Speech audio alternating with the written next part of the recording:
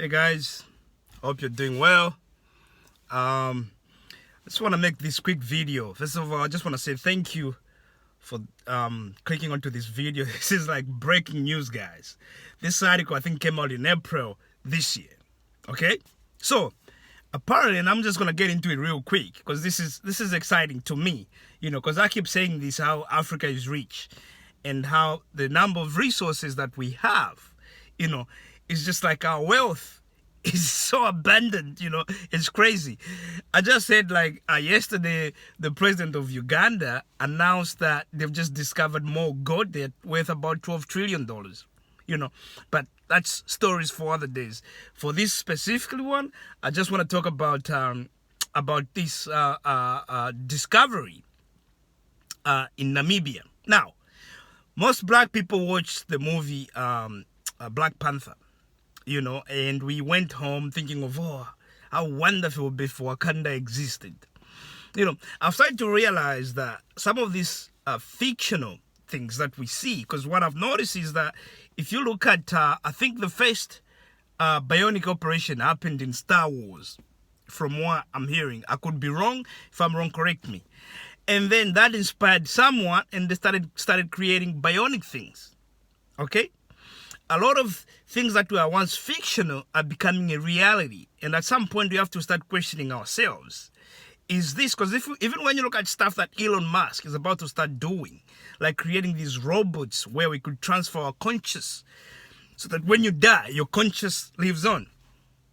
These things are not new. They've happened before. So I'm not saying Wakanda existed, but what I'm trying to say is that it's just putting that question to you, just food for thought. Are we downloading stuff that we are hearing every day and making new things? Or are we uploading stuff from our DNA? And the reason why I say this is because DNA is passed on from generation to generation. When that DNA is passed on, let's say from your father, it's not empty, mate. It's not empty. It's got all the information that your father experienced throughout his life, or your mom experienced. Now, that means your father got that DNA from his father, and that father got the father. So all that information is piling up in us, and the scientists have now, with reasonable doubt, that DNA stores information. There's been experiments and all sorts of things. I keep telling about this goat that got electrocuted, was put in an electric fence. And every time the goat was pregnant, every time it would try to escape, once it touches the fence, you get electrocuted. It did that like 3 times. After that, it stopped. It was just sat in the middle, made sure that it didn't touch the fence. When the kids were born, none of its kids touched the fence. So that means the information was passed on to them not to do that.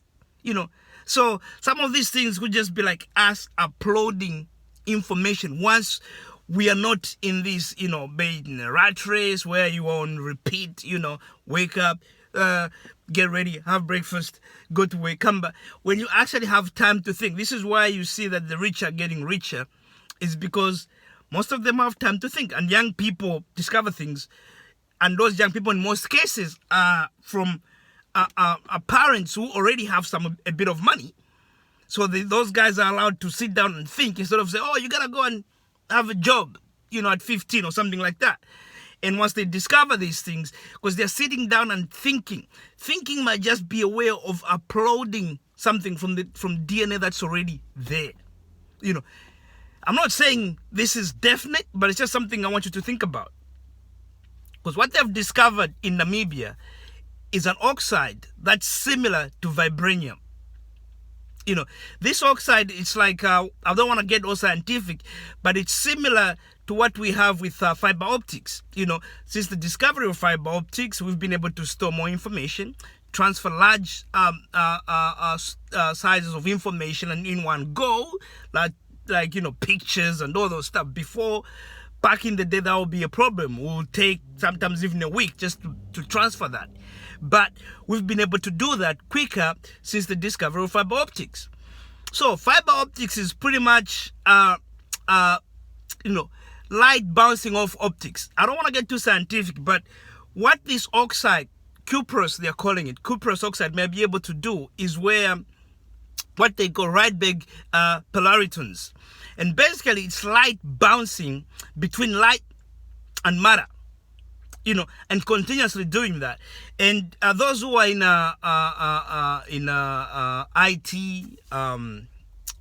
telecom, they will know that all these computers, all the information on the computers are just stored in two things: binary, in O's and ones. O's and ones. That's it. 0 and 1. These are the only two numbers that exist. All the information is stored in O's. It's just a bunch of O's and ones, O's and ones. If you want to understand that better, I'm not trying to explain that, but you can do your own research. But what this cuprous oxide will be able to do is create numbers between 0 and 1, which means you can have 0.00000 start from that. So which means you can have a gazillion more, instead of just having binaries, gazillion more storage space. You can have gazillion more processing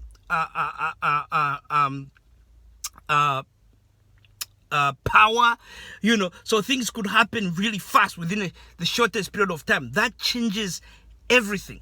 It changes everything that we are doing today. Things become faster and we start getting more information. What am I talking about? This technology, unfortunately, it's not African people are doing this. It's people at the university in England, at St. Andrews University, unfortunately. But if this information and this knowledge and technology is done in Africa, we could change the world, because it can solve all the mysteries of physics, chemistry, and biology. What am I talking about here? When it comes to physics, finding super, semiconductors that can tolerate high temperatures, massive temperatures, which means we can use that in high-speed trains. That basically means trains will be moving at some crazy speed, man. You can do 100 kilometers in like 2 seconds, bang, and you are there. Sounds like witchcraft, but these things could be done. The other thing could be when it comes to like fertilizer. How do we produce fertilizer cheaper? We can easily find ways of producing fertilizer cheaper. That means food production can increase and the food prices will go down, especially in the current situation with everything that's happening globally. We need that. These are just examples. The other way is finding out how proteins fold. We get that information, it means we can sort of produce effective drugs, which means quicker and cheaper, which means the drugs will be cheaper and they'll be effective. Just with that technology, we can solve all these mysteries. Unfortunately, guys, this is not in Africa. If you remember what Vibranium was doing to the people in Wakanda, this is what I'm comparing this to. Vibranium. Similar qualities. It can increase technology and improve. We could be doing time traveling like that. Things could start happening at a faster pace than we know right now. And we can do amazing things with that kind of technology. Unfortunately, guys, it's not University of Namibia doing it. And this is what I talk about when I talk about African education. It needs to change. Because everything that we need is in our land. There's no reason for Africans to rush to Europe where they have nothing.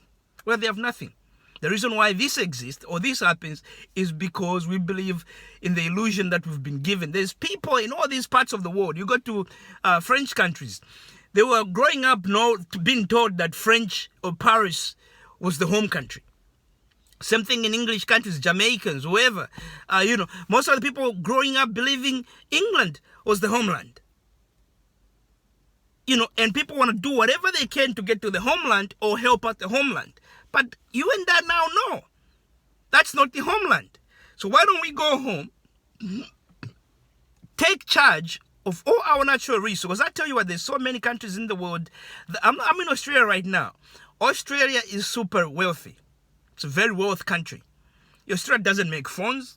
They don't make laptops. They don't make anything amazing. But you know what they have? Natural resources. and the country is wealthy. And the natural resources, they have plenty. They have one of the best iron ore grades in the world. You know, just that brings in almost $300 billion every year into the Australian economy. In Africa, we got more of that. We got more than iron ore. We got tantalite. We got, you name it, bauxite. You name any mineral that's out there, we have it. And yet people are suffering because we believe in this illusion. We believe in some white Jesus coming to rescue us. That's a problem. That's why we need to start questioning everything from religion to education. Because for me, and I challenge anyone to tell me, one country, and I'm not saying this trying to offend your religious beliefs. Everyone is entitled to believe in what you want to believe in. But at some point, we have to start asking ourselves, you know, tell me one country in this world that's developed, that's Christian, and it's not white.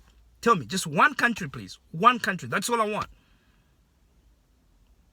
This is breaking news, guys. I tell you what, something similar to Wakanda might have existed. I just want to say thank you for watching this video. And please, let me hear your comments about what you think about this discovery in Namibia. Thank you. Goodbye.